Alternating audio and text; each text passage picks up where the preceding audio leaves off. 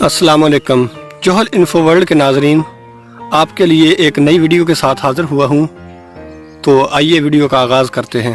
الفاظ کا چناؤ شخصیت کی عکاسی کرتا ہے۔ احمق اور بے وقوف شخص سے بحث نہیں اجتناب کیا جاتا ہے۔ عقل مند کو دلائل سے سمجھایا جا سکتا ہے مگر احمق اور جاہل کو نہیں۔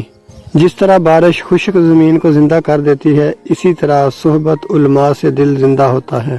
زبان کے شر سے محفوظ رہنا چاہتے ہو تو خاموش رہا کرو۔ دوست سے راز کی بات مت کہو، ہو سکتا ہے کل وہ تمہارا دشمن بن جائے۔ جو بات تم نہیں جانتے منہ سے نہ کہو، اور جو جانتے ہو اسے مستحق کو بتانے میں دریغ نہ کرو۔ جاہل لوگوں سے کم ملو ورنہ وہ تجھے بھی جاہل بنا دیں گے۔ ہر قسم اور ہر طبقہ کے لوگوں کو پہچانو اور ان کے ساتھ مناسب برتاؤ اختیار کرو۔ دوستوں کا امتحان فائدہ اور نقصان دونوں حالتوں میں کرو۔ کسی کو لوگوں کے سامنے شرمندہ مت کرو۔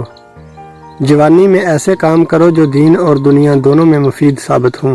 اپنے سے بڑوں کے ساتھ مزاح اور خوشی تبھی نہ کرو جب گھر میں داخل ہو تو آنکھ اور زبان پر قابو رکھو۔ عورتوں اور بچوں سے راز کی بات مت کرو اور کسی کی چیز میں طمع اور لالچ نہ کرو۔ کام نہ کرنا محتاجی لاتا ہے، اور محتاجی دین کو تنگ، عمل کو ضعیف اور مروت کو زائل کرتی ہے۔ گندی آوارہ عورتوں کو گھر کی زینت بنانا نسلوں کی تباہی ہے۔ اپنے مال کو چھپاؤ اور اسے دوست اور دشمن کے سامنے نہ لاؤ۔